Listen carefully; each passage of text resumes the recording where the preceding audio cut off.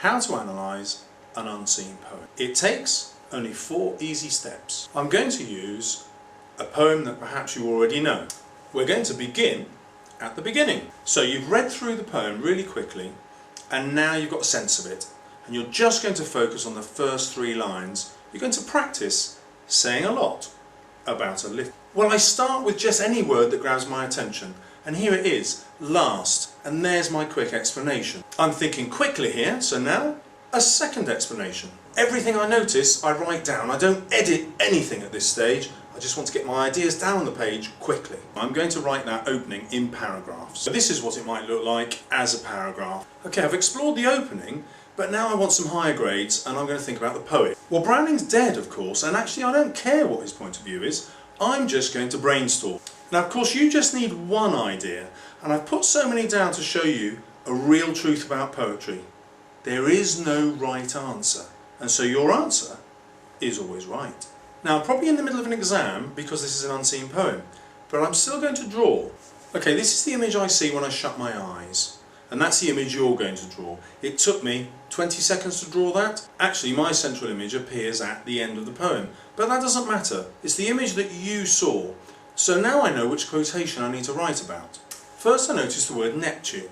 Neptune is a god.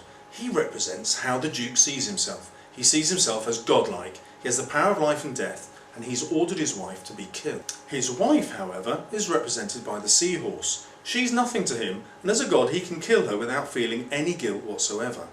His last duchess isn't named, but look, the artist, Klaus of Innsbruck, he is. Art is much more important to our Duke than real people, and that's why she's painted on the wall.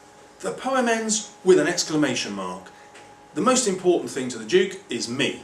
While I'm talking about my central image, I am of course using all these poetic bits of language. So I've cheated to save us some time here, because my next step is the last 3 lines. I've talked about the Duke, but what does the poet feel about this character? And I'm going to pick what I thought at the beginning and say, well, have I changed my mind, or is it still the same? So I promised you 4 easy steps, and here they are. Well, here are the key words. Were we exploratory?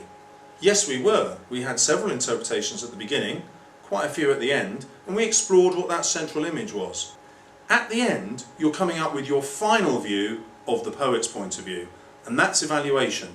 And that's it. I've done everything that the examiner wants me to in the top grade. There are no rules, there is only the assessment criteria. 4 easy steps have shown you how to do it. If you don't believe me, rewind and check it out.